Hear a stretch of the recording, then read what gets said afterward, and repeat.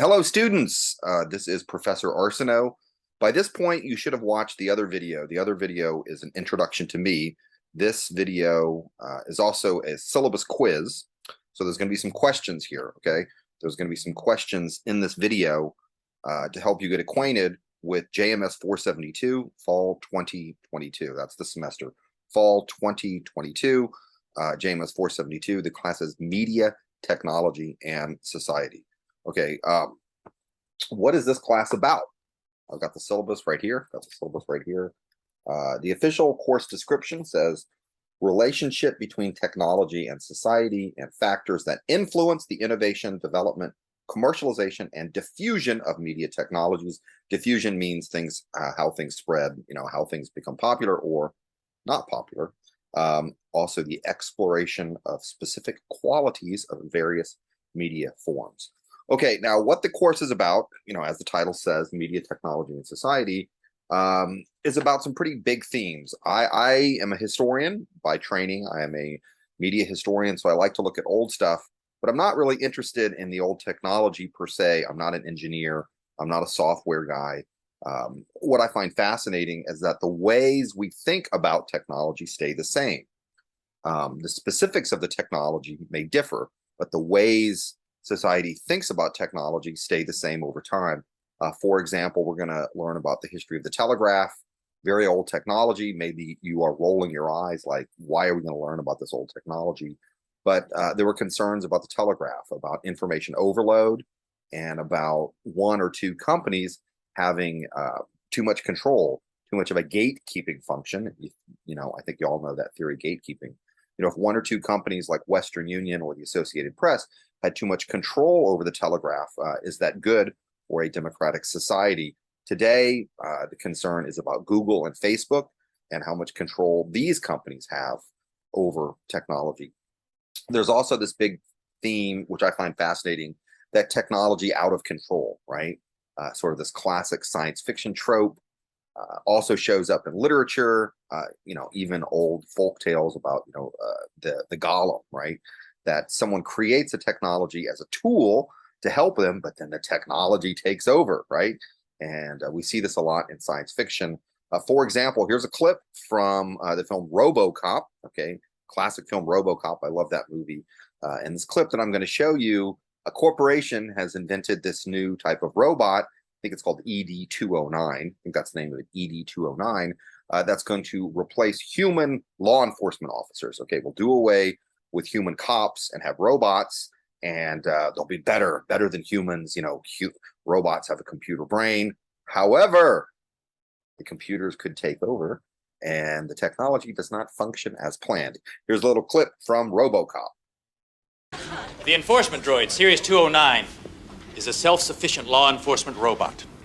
209 is currently programmed for urban pacification, but that is only the beginning. After a successful tour of duty in old Detroit, we can expect 209 to become the hot military product for the next decade. Dr. McNamara. We'll need an arrest subject. Mr. Kinney. Yes, sir. Would you come up and give us a hand, please? Yes, sir. Mr. Kinney is going to help us simulate a typical arrest and disarming procedure. Mr. Kinney, use your gun in a threatening manner. Point it at Ed 209. Yes, sir.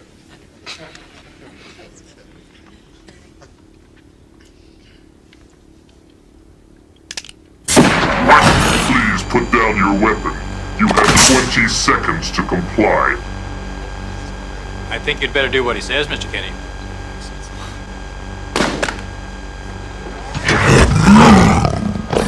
You now have 15 seconds to comply. You are in direct violation of Penal Code 113, Section 9. You now have 5 seconds to comply. 4, 3, 2, 1. I am now authorizing physical force. Okay, there's that. Now, how is the course structured? Important information. We meet on Mondays and Wednesdays at 11 o'clock. Okay, Mondays and Wednesdays we meet at 11 o'clock. There is no class on Friday. I know that's very disappointing to you. I'm sure you're very, very distraught that you're not going to have class on Friday. There's always something due on Friday, okay? But we meet Mondays and Wednesdays. Something is due pretty much every Friday. Yeah, I think every Friday something is due, and it's always due at 11:59 p.m. End of the day. That is so the end of the day, Friday. You have the instructions, you have the guidance well in advance, so you do not have to wait until Friday night. In fact, I would not advise waiting until Friday night. Do it early. You can do it Wednesday morning, Thursday morning. You just have to submit it by the deadline. Okay, that's the deadline. Friday, 11:59 p.m. Now, how should you contact me? Should you need to contact me? My email address is in the syllabus, but don't email me directly. I would prefer if you not email me directly. I would prefer if you use the Canvas inbox function. We're using Canvas as the class website for the semester. There's an inbox function through Canvas. Please email me that way. The reason is I have a lot of students this semester. It's 400, over 400. It's a lot of students. And I do get a lot of emails. And it's much easier for me to organize them in Canvas. I can go to Canvas inbox, click JMS 472, and then all the emails from students will show up right there. Really does help me keep organized. So that is how I would prefer you contact me, through Canvas inbox.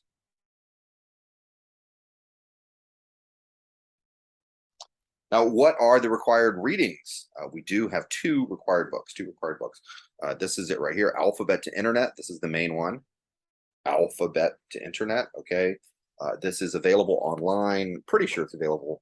There's a new system SDSU is using this year called Equitable Access. I know you can get this through Equitable Access, okay? And the second book, which we're not going to get to till later in the semester, is this one called Drone Visions, A Brief Cyberpunk History of Killing Machines.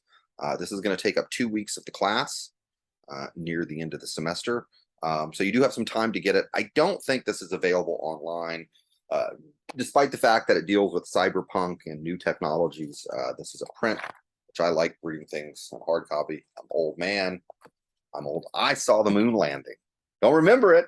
I don't remember it because I was very young, but I am old enough to have seen the moon landing. You can look that up through Google. Not right now. Look it up and do a quick guess calculation as to how old you think I am. Old enough to have seen the moon landing. Okay, a lot of the assignments that are going to be done are going to be using something called Adobe Creative Cloud. Adobe Creative Cloud, which is free. Right now, as of recording, I'm making this video, what is it, August 19th. I don't have the instructions up yet, but they will come soon, inshallah. The video, the instructions will be up soon. But it's free if you're an SDSU student. If you have an SDSU Red ID and email address, all that stuff, you can get it free. You're going to create something here. I'm going to share my screen. You're going to find this page. Go away. I don't want these people. No, thanks. Okay. You find this page through the SDSU library website, which walks you through how to obtain and install Adobe Creative Cloud. I encourage you to do that as soon as possible because we're going to get to this stuff very soon. And the first sort of online assignment, or one of the first online assignments you're going to do, is to make basically this digital portfolio. Put JMS 472 in the title, and then your name, whatever name you like. You know, you have an official name in the web roster, but whatever name you would prefer. And then there's going to be three buttons or three tiles here that correspond to different assignments you're going to do. One is called Modern Hieroglyphs. And when you create the Modern Hieroglyphs assignment, it will live on this page right here, the page that you create. You're going to do another assignment called Sound and Meaning, and it will live right here. You will have your Sound and Meaning assignment uploaded here. That is an audio editing assignment. And then finally, you're going to do something called the Newspaper Evolution Project, okay? The Newspaper Evolution Project, and again, that would live right there. So that's the way that works. Okay, so I told you how to contact me. I told you about the required books. I told you about the class structure. I told you about Adobe Creative Cloud. That's going to be very important. You need to get that and make sure that functions for you. And there's be a one group project. We don't have a final exam, but there is a group project at the end called the Shark Tank Project, So by the end of the semester, presumably by that time, you will have made some friends. Hopefully you'll make some friends in the class.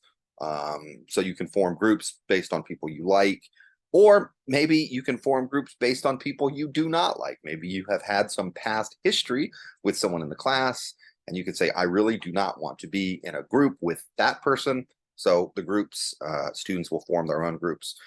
3 or 4 people, no more than 4 people, maybe only 3. We will work that out later in the semester. Okay. That's it. That's enough. JMS 472, we're off.